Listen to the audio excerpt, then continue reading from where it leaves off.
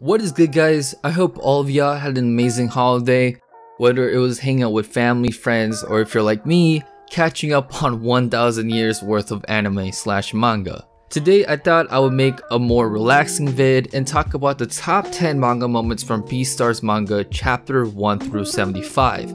I was gonna make one for all the chapters, but recently, you know, your boy got monetized, so I'm trying to get that YouTube check.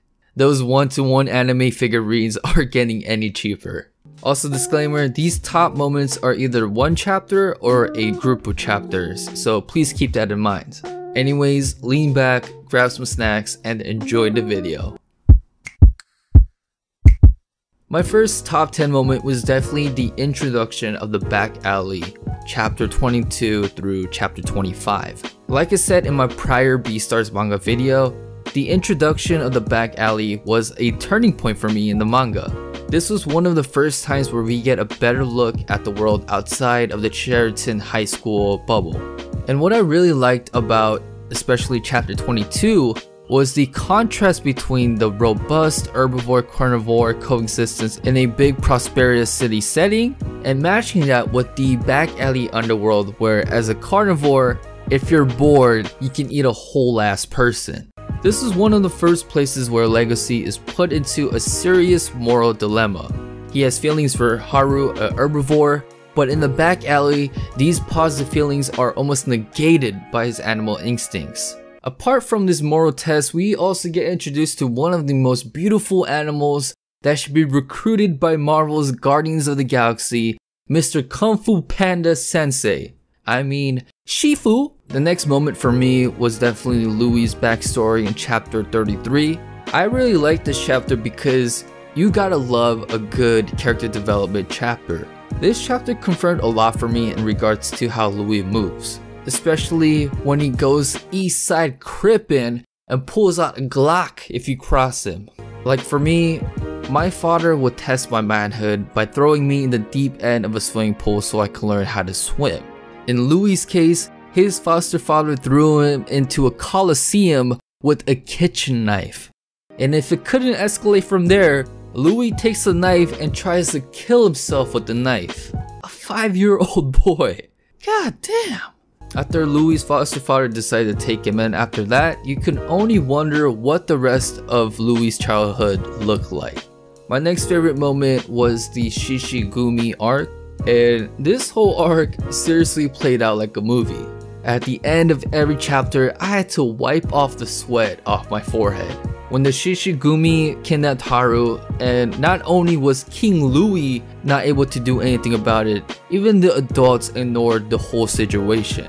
And when Legacy found out that even the adults didn't really care about the situation, woo, my man went Bruce Willis plus Liam Neeson. Not only did Legacy step into the heart of the SHISHIGUMI HQ, Shifu decided to show up as well with a goddamn assault rifle. And finally, at the climax of the arc, the Legacy vs SHISHIGUMI boss. Bruh, the detailing between each stroke, each panel of that sequence was mind-blowing. It honestly didn't even feel like I was reading a manga and felt like I was actually watching a movie.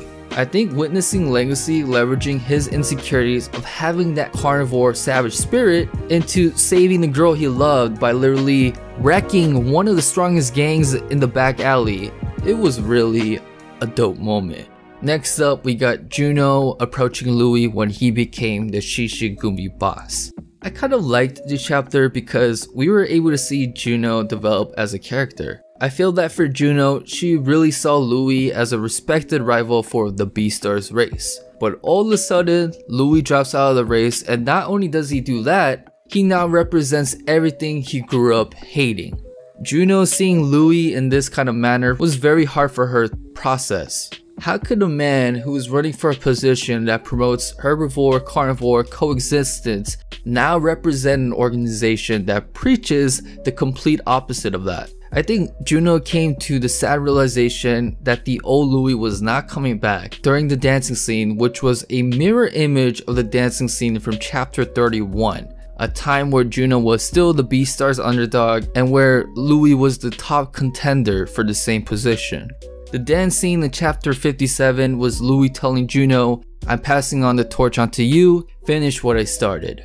At number 5, we got the Legacy training arc. You gotta love that old school shonen-like training arc. Over the span of these chapters, it was so cool seeing Legacy slowly being able to master himself. In his case, it was to suppress his desires completely, even if there was a whole animal carcass right before his eyes.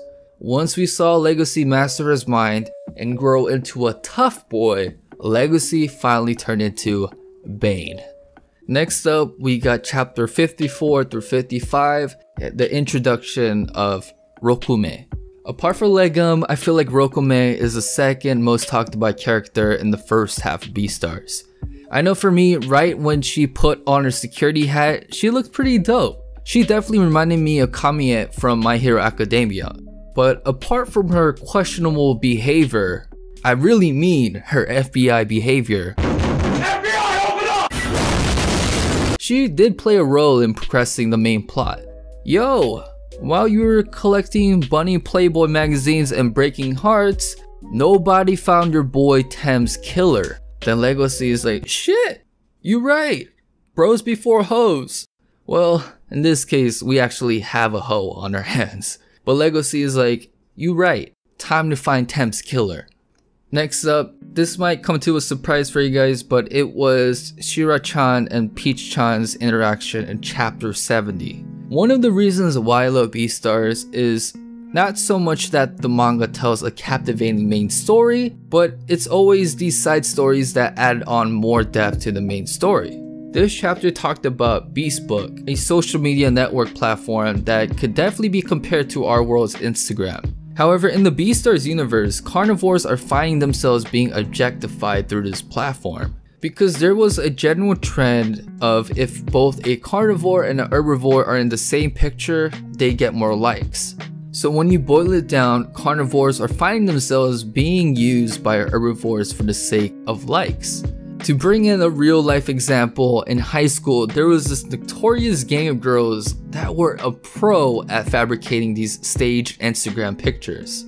I once had the amazing privilege of being part of this parade. I had to literally fake laugh for 2 minutes straight so that in all the pics we took, it seemed like we were in a really good mood.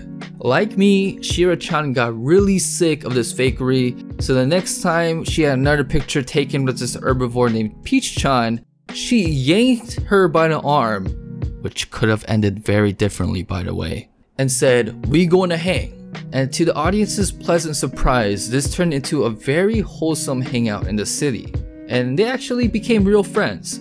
It was such a simple chapter, but it definitely melted my heart from being so wholesome. At number 8, we have Pina saving Legacy and finding out that Riz, the bear, is the actual killer. This was definitely a very intense chapter. After many days after being urged by Rokume to find the killer, and from literally having a kiss of death with the actual killer, Legacy was finally able to find the culprit, which was the bear Riz. But the only problem is, Riz's strength is... it's over 9,000! Thankfully, Pina comes in to save the day by walking directly in between the confrontation. Pina, I don't know how you get around, cause my man, you got some balls of steel. But overall, I really love this chapter because the mystery of Tem's killer was finally solved after 70 chapters in, and we get some rainbows thrown in the process as well. Which leads to my next favorite moment, which is Legacy and Louis, the OG bromance squad, finally getting reunited for the first time after Legacy drops out of school. Man, I was so pumped up for this reunion, as much as Legacy flapping his tail like a hummingbird in front of a group of grown-ass men. This scene was definitely significant because we were able to see how much both of these characters grew since the last time they encountered each other. Legacy turned into Batman Bane and captures at-risk carnivores at night. Louis, well, he is making the back alley great again. It's so cool seeing two sides of complete badassery. And of course, we always have to get in that war buddy embrace. However, as we know, Louis is obsessed with his guns. He not only pulls out one gun, but he pulls out 1, 2, 3, 4 Glocks on a motherfucker. Sheesh. Times are definitely different. Thankfully, Legacy managed to get away, but he had to shed those man tears. Finally, at number 10, my most favorite moment is the classmate getting his arm ripped out. There isn't much to say about this scene, but that it was definitely just an ordinary day. This was literally me reading this chapter, and my ass would have booked it like I saw a school shooter. And the only thing that popped in my head was, "Gotcha, bitch!" Well guys, that was definitely a long video, so if you got to this point of the video, you the real MVP, and I love you as much as Shifu loves his bamboo. And sometime in the next month, I'll be definitely releasing a follow-up video covering chapters 76 through 150. So definitely see you guys then. And to close out the video, let's say it together, gotcha bitch!